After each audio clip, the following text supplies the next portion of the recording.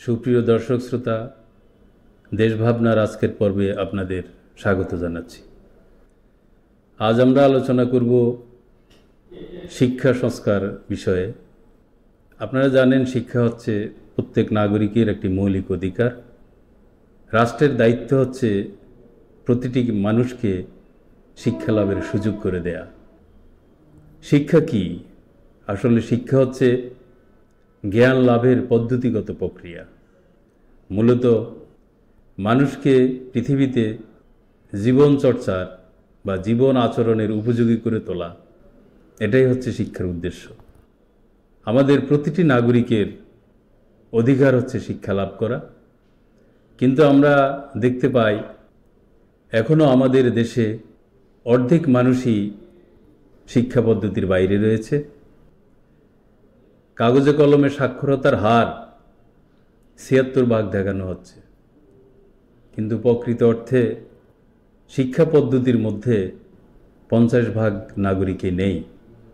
আমরা আজকে নিজেদেরকে অনেক উন্নত দাবি করছি।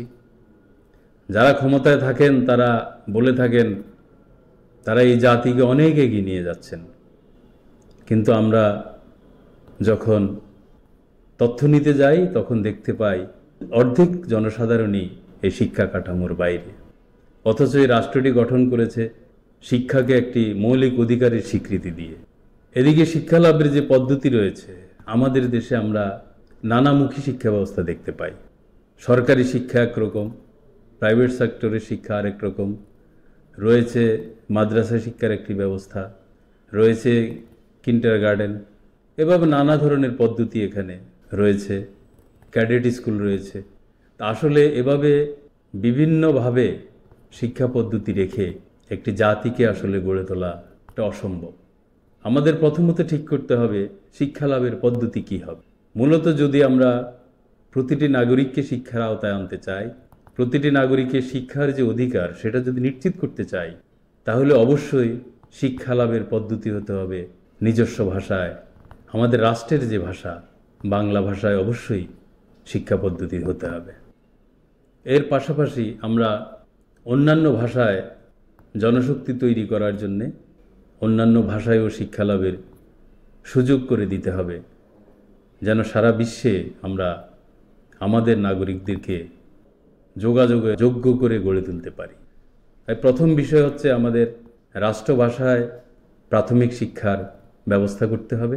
আমাদের শিক্ষা ব্যবস্থার মূলত দুটি পদ্ধতি থাকবে। আমরা এখন দেখতে পাই যে যেভাবে ইচ্ছা সেভাবেই শিক্ষা কার্যক্রম, শিক্ষা প্রতিষ্ঠান খুলছেন এবং পরিচালনা করছেন। আমরা মনে করি যেটা সবার জন্য যে শিক্ষা সেটা হবে কর্মমুখী শিক্ষা। এই কর্মমুখী শিক্ষায় উচ্চতর ক্ষেত্রে হবে গবেষণামুখী শিক্ষা। এজন্য আমরা মনে করি সুবিন্যস্ত একটি কাঠামোর মাধ্যমে শিক্ষা ব্যবস্থাকে গড়ে তোলা দরকার। প্রথমত আমাদের বর্তমানে যে প্রাথমিক বিদ্যালয়গুলো আছে, আমরা দেখতে পাই এটা অত্যন্ত গুরুত্বহীন অবস্থায় পড়ে আছে, অথচ জনগণের অর্থেই এসব শিক্ষা প্রতিষ্ঠানগুলো পরিচালিত হয়।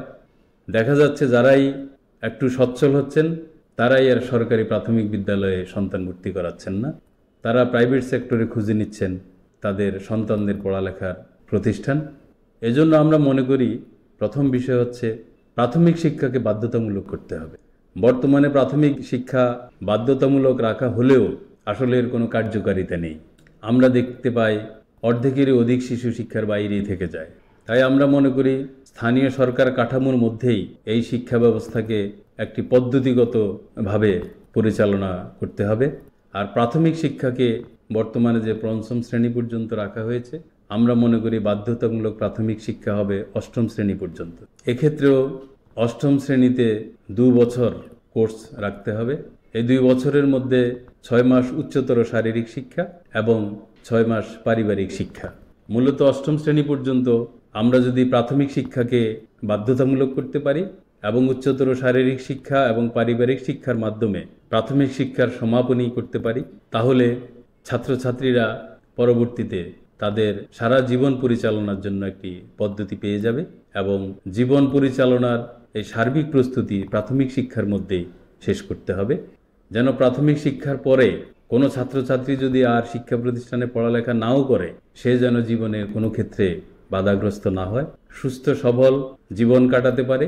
সেজন্যই এই প্রাথমিক শিক্ষার মধ্যেই আমাদেরকে পারিবারিক শিক্ষা এবং উচ্চতর শারীরিক শিক্ষা রাখতে হবে। আমরা মনে করি এই 9 বছরের প্রাথমিক শিক্ষার পরেই থাকবে মাধ্যমিক শিক্ষা, যেটা 4 বছর হবে, এবং বোর্ড পরীক্ষা প্রথম 8ম শ্রেণীতে হবে, তারপরে দ্বাদশ শ্রেণীতে মাধ্যমিক পর্যায়ে বোর্ড পরীক্ষা হবে, তারপরেই থাকবে আমাদের উচ্চশিক্ষা। উচ্চশিক্ষার দুটি ব্যবস্থা থাকবে, স্নাতক এবং সম্মানসহ বা অনার্স সহ স্নাতক এবং মাস্টার্স, অর্থাৎ 3 বছর, 4 বছর এবং 5 বছরের উচ্চশিক্ষা পদ্ধতি থাকবে, যেখানে সাধারণ স্নাতকটা 3 বছরের থাকবে, অনার্স 4 বছরের থাকবে, অনার্সধারীদের জন্য 1 বছরের মাস্টার্স কোর্স থাকবে, আর সাধারণ স্নাতকদের জন্য 2 বছরের মাস্টার্স কোর্স থাকবে। এভাবে মূলত উচ্চশিক্ষা হবে 3, 4 এবং 5 বছরের। তারপরেই আমাদের গবেষণা পদ্ধতি থাকবে, সেটাকে উচ্চতর শিক্ষা বলা হবে। শিক্ষা ব্যবস্থার এই কাঠামোটি আগামী দিনে গ্রহণ করা উচিত বলে আমরা মনে করি। প্রিয় দর্শক শ্রোতা, যেখানে প্রাথমিক শিক্ষাটি হচ্ছে ছাত্রছাত্রীদের জন্য মূল ভিত্তি, প্রাথমিক স্তর, এটাকে সবচেয়ে বেশি গুরুত্ব দেওয়ার কথা, কিন্তু আমরা দেখতে পাই বিশ্ববিদ্যালয়ের মেধাবীরা সঙ্গত কারণে প্রাথমিক বিদ্যালয়ে যাচ্ছে না। কারণ প্রাথমিক বিদ্যালয়গুলোর শিক্ষকের মর্যাদা রাখা হয়েছে 3য় শ্রেণীর এবং মাধ্যমিক বিদ্যালয়ের শিক্ষকদের মর্যাদা 2য় শ্রেণীর।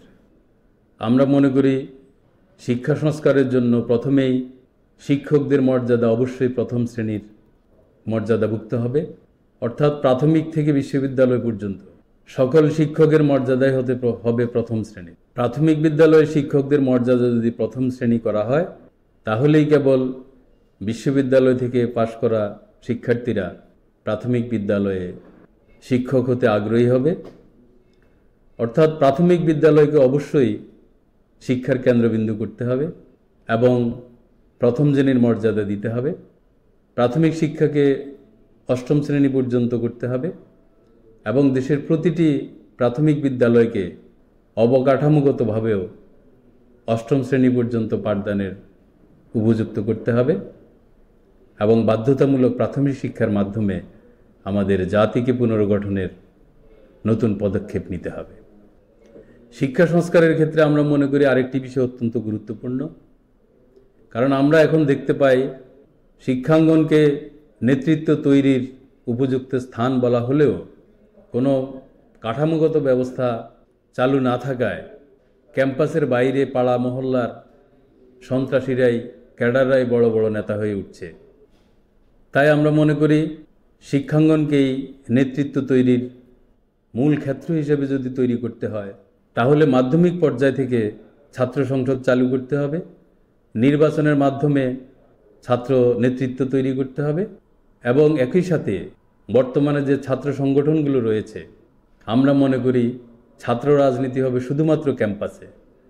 ক্যাম্পাসের বাইরে ছাত্র সংগঠনের শাখা থাকার কোনো যৌক্তিকতা আছে বলে আমরা মনে করি না। কোনো রাজনৈতিক দল যদি মনে করে ক্যাম্পাসের বাইরে কোথাও শাখা রাখবে, সেটা যুব শাখা থেকে শুরু হতে পারে, কিন্তু ছাত্র সংগঠনের শাখা কেবলমাত্র ক্যাম্পাসেই থাকবে। ক্যাম্পাসের বাইরে ছাত্র রাজনীতি বা ছাত্র সংগঠনের কোনো শাখা রাখা বন্ধ করতে হবে। আরেকটি বিষয় হচ্ছে, আমরা এখন দেখতে পাই শিক্ষাকে একটা শ্রেণী অর্থ উপার্জনের মাধ্যম হিসেবে নিয়েছে। আমরা মনে করি শিক্ষা যেহেতু প্রতিটি নাগরিকের অধিকার, রাষ্ট্রের দায়িত্ব তাদের শিক্ষা লাভের সুযোগ করে দেয়া এবং সেখানে শিক্ষাকে কেন্দ্র করে যেন অর্থ উপার্জনের কোনো মাধ্যম তৈরি করতে না পারে, সেদিকেও রাষ্ট্রকেই পদক্ষেপ নিতে হবে। আমরা শিক্ষা, শিক্ষাঙ্গন এবং ছাত্র রাজনীতির এই মৌলিক পরিবর্তনের প্রস্তাবনা দিয়ে শিক্ষা বিষয়ক সংস্কার প্রস্তাব আজকে এখানেই শেষ করছি। ধন্যবাদ সবাইকে।